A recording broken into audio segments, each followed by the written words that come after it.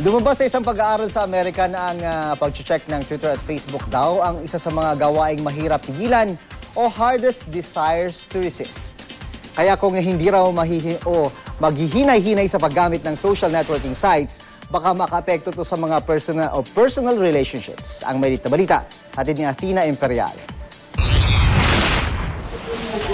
Hindi tinatanggi ni Stephanie ang kanyang pagkahumaling sa Facebook at Twitter. Tuwing alas 3 ng madaling araw bago pumasok sa trabaho, nagla-login siya sa kanyang Facebook at Twitter accounts. Pagdating sa ospital kung saan siya naka-duty, di raw niya nakaliligtaang mag-check-in sa Facebook.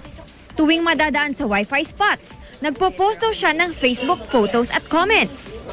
Pag-uwi, muli raw niyang bubuksan ang kanyang computer para muling i-update ang kanyang Facebook at Twitter. Ang advantage ng Facebook para sa akin, nakikip in touch ang mga mahal mo sa buhay.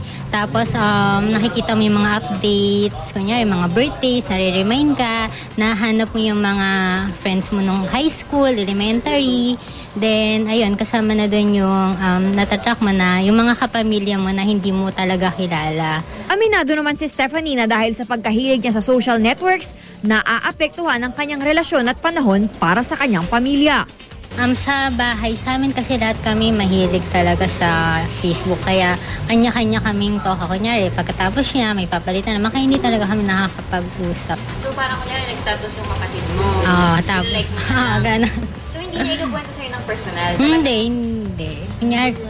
Kunyari, may mga post sila, may pictures, magugulat ako, ay, pumunta pala siya dito. Hindi ko alam. Tapos ako na lang nakikita. Hindi niyo pinagkukwentuhan sa Hindi na. O, doon na lang. Kung ano yung nabasa ko, kung ano yung nakita ko, yun na lang. Sa pag-aaral ng University of Chicago Booth School of Business, lumabas na kabilang ang pag-check ng mga tweets at Facebook comments at photos sa mga sinasabing hardest desires to resist. Dahil sa resulta ng pag-aaral na ito, nakaaapekto nga ba ang madalas na paggamit ng mga social networks sa pakikitungo at relasyon ng mga miyembro ng pamilya sa isa't isa? Ayon kay DJ Di Macali ng GMA News Online, wala naman umanong masama sa paggamit ng social network dahil isa itong makabagong paraan ng komunikasyon. Sadyang nakahilig pa rin daw ang mga Pinoy sa personal na paraan ng interaksyon, kaya naninibago tayo sa pakikipag-usap gamit ang Facebook at Twitter. In Korea, these societies kasi sobrang immersed na kasi yung technology dun sa society.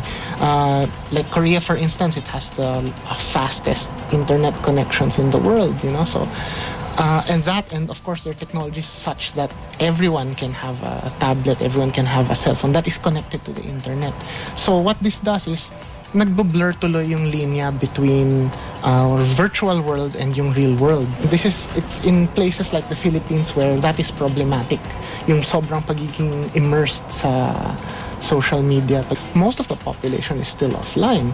And that has an impact on social media indirectly because that also means that your culture is not yet at that point, like I said earlier, sa ibang kultura na merge na yung dalawa.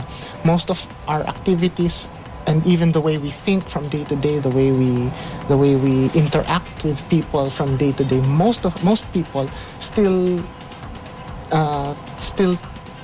place greater importance on interacting in the real world versus the virtual world. Paliwanag ni TJ, maaaring dahil sa napapadalas na paggamit ng Facebook at Twitter, nababawasan ang personal na komunikasyon ng pamilya. Dapat daw, hindi lang sa social networks umiikot ang ating mundo. The key there is moderation. Knowing that you don't have, your entire life does not revolve around the virtual sphere, but you also have real world engagements, real world relationships to attend to. Athena Imperial, GMA News.